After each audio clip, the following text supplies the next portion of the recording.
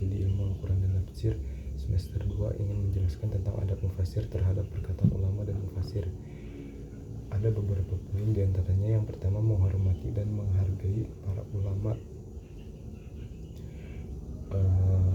Allah berfirman, walladzina utul ilma darajat wallahu bima ta'maluna khabir, yang artinya Allah akan meninggikan orang-orang yang beriman di antara kamu dan orang-orang yang diberi ilmu beberapa derajat.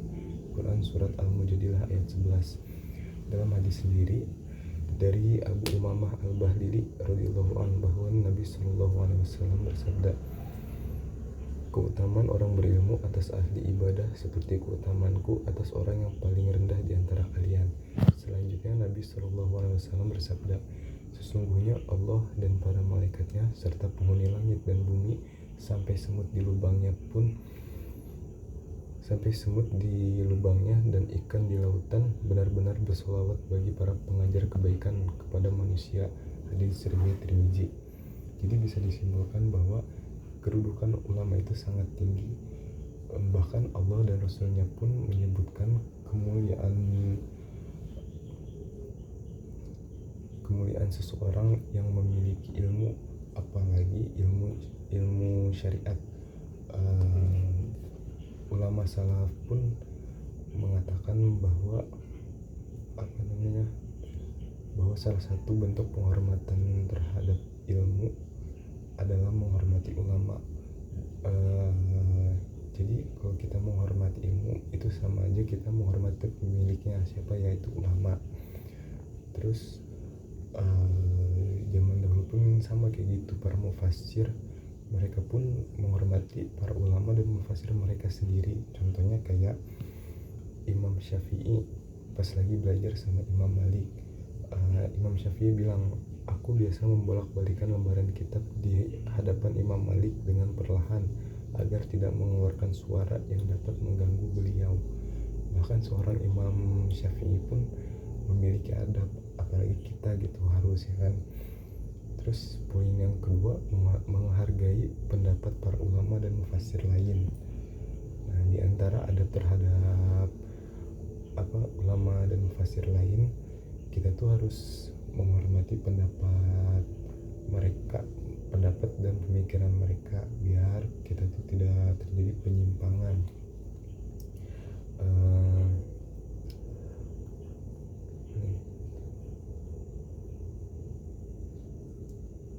Karena seorang mufassir nggak boleh sembarangan dalam menafsirkan Al-Quran. Orang yang tidak betul-betul memahami tafsir, terus dia berani memberikan tafsir, itu akan menjadi kesalahan yang sangat fatal. Contohnya kayak kayak penyimpangan gitu ya kan, penyimpangan akidah. Terus karena tafsir itu bukan cuma sekedar memahami bukan sekedar mencari makna teks, tapi juga kita tuh harus paham betul makna yang mendalam. Terus kita juga harus mengetahui konteks hukum-hukumnya.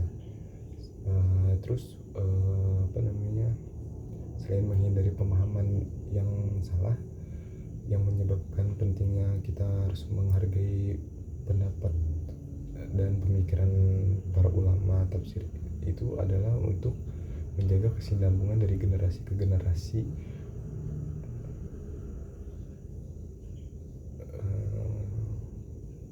Dan memastikan bahwa tafsir yang dikembangkan tetap berlandaskan terhadap metode yang benar dan tidak menyimpang dari syariat. Jadi kita tuh harus menjaga yang sudah turun-temurun gitu, biar kita tuh nggak menyimpang dari syariat Islam. Adapun konsekuensi karena tidak menghormati atau menghargai para ulama dan mufassir itu, yang pertama dapat murka dari Allah. Allah dan Rasulnya bersabda,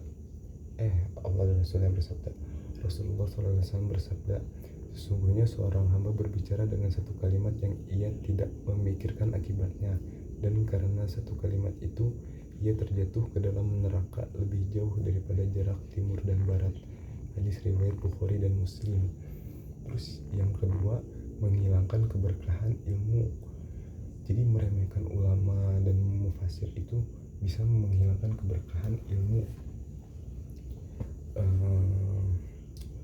Contohnya itu kayak mencela ulama gitu, itu nggak boleh. Itu bisa jadi takutnya ilmu kita itu nggak berkah, hilang gitu ya kan. Terus yang ketiga, terjerumus dalam dosa ghibah. Allah berfirman, wahai orang-orang yang beriman, janganlah suatu kaum mengolok-olok kaum yang lain. Quran surat Al-Hujurat ayat 11. Jadi kesimpulan dari adab mufasir terhadap perkataan ulama dan mufasir itu, kita tuh harus bisa menghormati perkataan dan pemikiran serta pendapat para ulama dan mufasir agar tidak terjadi penyimpangan. Terus kita juga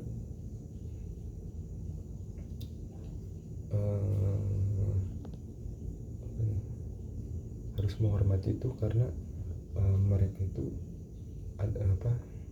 sudah mendedikasikan hidup mereka untuk memahami dan menjelaskan Al-Quran dengan metode yang sesuai. Terus mereka tuh bukan cuma sekedar penafsir, tapi juga penjaga warisan keilmuan Islam yang diwariskan dari generasi ke generasi. Mungkin cukup sekian dari saya, kurang lebihnya mohon maaf. Wassalamualaikum warahmatullahi wabarakatuh.